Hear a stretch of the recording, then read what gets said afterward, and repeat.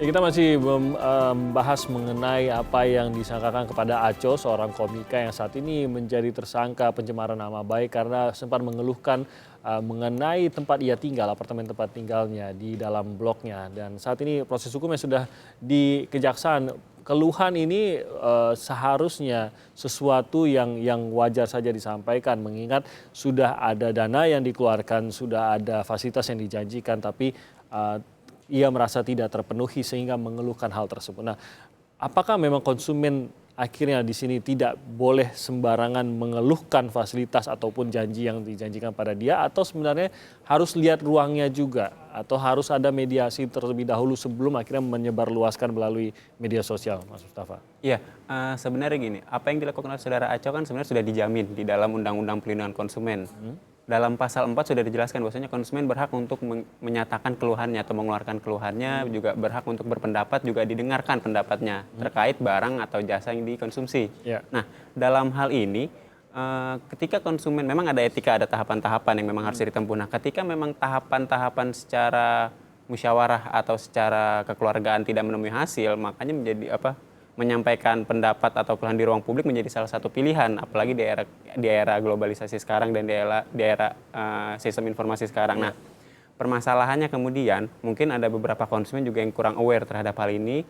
Kita juga menyarankan bahwasanya konsumen sebelum menulis di ruang publik seperti ini memang harus juga dilihat berdasarkan fakta. Ketika selama ini didasarkan pada fakta, tentunya konsumen tidak perlu khawatir. Dan saya rasa apa yang dilakukan oleh saudara Aco ini sudah berbasiskan fakta. Dan ini bukanlah suatu pencemaran nama baik karena memang sudah jelas bukti-buktinya dan tidak hanya saudara Aco yang mengalami. Kita dari YLK juga sudah mencatat terkait keluhan masalah Green Pramuka, itu kita sudah menerima sejak tahun 2014, yang artinya ini terjadi sebelum Aco melakukan penulisan. Dan ini berarti juga tidak hanya saudara Aco, dan ini bisa menjadi sanggahan yang sangat kuat bahwasanya ini bukan fitnah. Apa yang pernah dilakukan atas apa yang sudah disampaikan kepada YLKI terkait dengan... Iya, untuk terkait keluhan masyarakat yang diadukan ke YLKI, ketika misalnya konsumen datang langsung ke YLKI, kita memberikan saran, advice, nasihat secara hukum kepada konsumen kira-kira apa yang harus dilakukan. Kemudian jika memungkinkan kita akan mengupayakan misalnya upaya mediasi yang difasilitasi oleh YLKI ataupun mengirimkan berupa surat teguran kepada pihak pengembang. Cuman faktanya mayoritas yang terjadi ketika ada permasalahan terkait pengembang, respon pengembang menurut kami masih sangat minim. Seperti itu, dan hal inilah Tidak khusus pada Green Pramuka, tapi ya secara umum. secara umum. Nah, dan hal inilah yang kemudian mendorong konsumen melakukan hal-hal yang dilakukan saudara Aco, mengemukakan kekesalannya dalam ruang publik seperti itu. Dan ini sebenarnya buah dari dalam tanda kutip adalah pembiaran yang dilakukan oleh developer dalam mengelola keluhan dari konsumennya seperti itu. Oke, tapi dari YLKI melihat bahwa ini hanyalah keluhan begitu. Betul. Dan lantas melihat bahwa ada perbuatan pidana di sini. Iya, selama yang didasarkan itu bisa dibuktikan secara fakta, kemudian juga ditujukan, saya ingin mengutip sedikit apa yang disampaikan oleh Profesor Muladi, bahwasanya memang selama apa yang disampaikan ini untuk mengungkap kebenaran, kemudian untuk memberikan informasi dan kepentingan umum, serta bisa dibuktikan, hal ini tidak bisa dikategorikan sebagai pencemaran nama baik seperti itu. Oke, nah sepanjang tahun Yayasan Lembaga Konsumen Indonesia atau YLKI mencatat ada ratusan pengaduan terkait konsumen properti, dan data menunjukkan di tahun 2013 tercatat ada 121 aduan, di tahun 2014 ada 157 aduan, dan di tahun 2015 ada 160 pengaduan. Kita lihat ini adalah data yang dikumpulkan pengaduan konsumen properti kepada YLKI, dan pada tahun 2016 jumlahnya cenderung menurun menjadi 123 aduan. Nah, masih dari data YLKI, rata-rata keluhan konsumen properti antara lain dan seharusnya menjadi perhatian bersama adalah spesifikasi bangunan yang tidak sesuai. Ada lagi fasilitas umum yang tidak sesuai janji, keterlambatan serah terima, keterlambatan mendapatkan sertifikat, lepas tanggung jawab setelah masa garansi berakhir, dan ada juga keluhan terhadap uang muka hangus. Ini adalah beberapa hal yang dikeluhkan, dan ini adalah catatan dari YLKI terhadap beberapa keluhan yang masuk dari ratusan keluhan setidaknya dari tahun yang kita pantau tadi 2013 hingga 2016. Nah, ini kan keluhan-keluhan yang tampaknya cukup general begitu. Betul. Ya, dan ini pada beberapa pengembang yang bermasalah begitu. Apa kalau mungkin bisa diceritakan dari proses hukum yang pernah berlangsung begitu? Ya. Apakah pernah ada kasus di mana akhirnya memang ditangani setelah melalui mediasi, akhirnya pengembang memenuhi atau warga yang mengeluhkan itu akhirnya memahami apabila memang ada kekurangan-kekurangan yang sudah pernah disampaikan dan lain-lain. Bagaimana akhirnya dari kasus-kasus tersebut? Ya, karena YLKI ini kita melakukan upaya dalam bentuk mediasi, memang tidak selalu mendapatkan solusi atau jalan keluar, tetapi juga ada beberapa kali mediasi yang dilakukan memang menemui titik temu, dan biasanya itu titik temu terjadi ketika ada kesalahpahaman. Nah, dalam hal misalnya kita menemukan bukti kuat bahwasanya ini ada pelanggaran hak konsumen dan pelanggaran etika bisnis yang dilakukan oleh pelaku usaha, khususnya developer properti, developer itu terkadang sangat sulit atau sangat kaku dalam hal menerapkan kebijakan. Contoh misalnya kita undang mediasi, perwakilan yang hadir hanya menyampaikan apa amanah dari direksi. Tetapi ketika kita sampaikan maksudnya ini ada pelanggaran, harusnya kamu nggak bisa seperti ini. Mereka tidak bisa menyampaikan apa-apa karena mereka menyampaikan hanya ini kebijakan perusahaan dan lain seperti itu. Dan Satu arah begitu ya, mereka menyampaikan sesuatu. sangat sulit untuk setidaknya melakukan upaya negosiasi terhadap developer, dan ini memang menjadi catatan kritis bagi pemerintah juga sebenarnya terkait masalah ini. Apa yang bisa dilakukan kalau begitu? Kalau ini kan ya, katakan kita melihat secara general tadi bahwa ternyata keluhan terhadap pengembang ini masih banyak begitu. Ini kan berarti ada sesuatu hal yang lebih besar yang seharusnya bisa dilakukan untuk menjamin konsumen ini mendapatkan apa yang sudah menjadi hak mereka. Dari sisi apa ini bisa memang permasalahan terkait properti khususnya hunian vertikal ini menjadi masalah yang sistemik. Tidak hanya kita bisa berbicara masalah 1-2 developer. Dan hal ini yang kami nilai adalah terjadi akibat adanya loopholes atau celah hukum yang terlalu sangat besar. Baik dari sisi undang-undang rumah susun maupun dari sisi undang-undang pelindungan konsumen, sehingga perlu diperbaiki. Salah satu contoh yang saya berikan contoh adalah ketika untuk proses pemasaran. Ini menjadi titik awal terjadinya permasalahan sampai sejauh ini.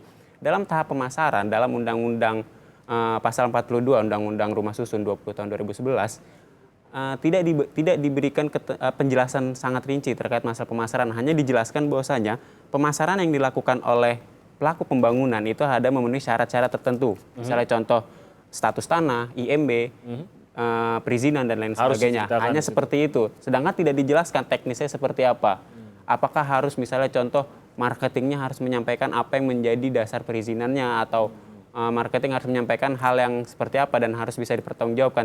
Tidak sampai rinci kepada teknis seperti itu, dan dalam hal ini masih belum terjadi hal demikian. Kemudian contoh kedua mungkin yang masih nyambung ke kasus Aco ini, saudara Aco, adalah dalam tahapan pengelolaan. Di mana dalam tahapan pengelolaan, undang-undang hanya menjelaskan bahwasannya developer wajib mengalihkan pengelolaan kepada badan pengelola yang ditunjuk oleh P3SRS dalam waktu paling lambat 1 tahun setelah serah terima. Nah, permasalahannya kemudian tidak diatur bagaimana teknis ini, sehingga yang terjadi adalah intervensi seringkali ditemukan oleh pelaku pembangunan. Dalam hal ini intervensi kepada P3SRS untuk menunjuk pelaku pembangunan yang secara kepemilikan atau secara rekanan adalah terkait atau memiliki relasi dengan pelaku pembangunan, yang ujung-ujungnya nanti konsumen akan dieksploitasi seperti kasus Oke, jadi penerapan aturan itu yang sebenarnya harusnya ada aturan-aturan bahkan yang tidak secara tegas dijalankan begitu ya. Ini yang harusnya bisa melindungi konsumen. Nah, banyak yang kita lihat keluhan-keluhan yang keluar setelah Aco ini dikasuskan ya. Sebenarnya keluhan Aco ini sudah agak lama keluarnya, tapi akhirnya beberapa keluhan ini keluar. Apakah ada yang menemui dari tim kuasa hukum Aco ini, menemui Anda dan tim Anda? Sampai saat ini belum ya, secara resmi belum ada. Ya mungkin dia juga melakukan konferensi pers dari pernyataan yang kemarin itu menyatakan ada tuduhan balik bahwa klien kami ini melakukan tuduhan pencemaran nama baik. Itu sekedar pembelaan diri yang tidak juga sesuai fakta begitu. Jadi ini harusnya pengembang, pengelola, dia berbesar hati untuk menerima kritik, menerima keluhan-keluhan konsumennya, karena sebetulnya keluhan itu didasarkan pada janji yang sudah diberikan juga. Oleh karena itu dalam penyelesaian kasus ini harusnya ada hubungan baik antara produsen dan konsumen dalam apartemen, sehingga perlu ada komunikasi, perlu ada dialog dalam memutuskan apa-apa yang punya akibat hukum terhadap penghuni, terhadap produsen konsumen. Misalnya dalam tata kelola parkir, dalam tata kelola fitting out, itu kan harusnya pengelola ini menjadi perwakilan dari para penghuni, bukan kemudian yang dalam putusan-putusan tertentu dia harus diajak bicara begitu, bukan sebagai orang yang tiba-tiba didudukan pada satu posisi harus menerima bahwa ini harus dilakukan. Nah, apa benar kalau memang kasus ini terbukti Aco tidak melakukan kesalahan, maka Aco akan kembali itu malah membawa kepada ranah hukum mengenai janji-janji yang ia merasa belum didapatkan dari pengembang? Kalau sama saya ini kita belum sampai tahapan itu ya. Paling nggak dalam masalah ini kita ingin clear bahwa tuduhan kepada Aco itu tidak ada unsur pidananya, tidak ada unsur pidananya. Kita ingin kasus ini di stop. Kalau dalam proses perkembangan selanjutnya mungkin kita bisa akan diskusikan kembali langkah-langkah selanjutnya. Mas Mustafa, sedikit saja, kalau begitu apakah saya harus ragu pada saat saya membeli atau mengonsumsi sesuatu lalu merasa tidak puas, apakah saya harus ragu menceritakannya di media sosial saya? Iya, kalau untuk seperti itu yang tadi saya sarankan ya, lebih baik dikedepankan adalah upaya preventif terlebih dahulu. Dalam hal ini adalah berkomunikasi langsung dengan pelaku usaha. Akan tetapi bukan juga berarti menjadi konsumen tidak kritis, tetapi konsumen juga tetap harus kritis. Karena bagaimanapun upaya penyampaian keluhan dan kritik itu sudah dijamin, bahkan di dalam konstitusi juga sudah dijamin bahwasanya setiap warga negara bebas mengemukakan pendapatnya. Nah, dalam hal ini juga lebih lanjut dijamin juga di dalam Undang-Undang Pelindungan Konsumen. Konsumen berhak untuk menyampaikan keluhan dan didengarkan pendapatnya. Nah, maka dari itu juga saya himbau juga konsumen untuk tidak ragu untuk menyampaikan keluhan. Akan tetapi jika ingin disampaikan di ruang publik juga harus diperhatikan, harus kuat berdasarkan fakta. Jangan pernah lari dari fakta begitu kalau mau menyampaikan keluhannya. Terima kasih banyak Mas Mustafa, Mas Nawawi, terima kasih atas waktu.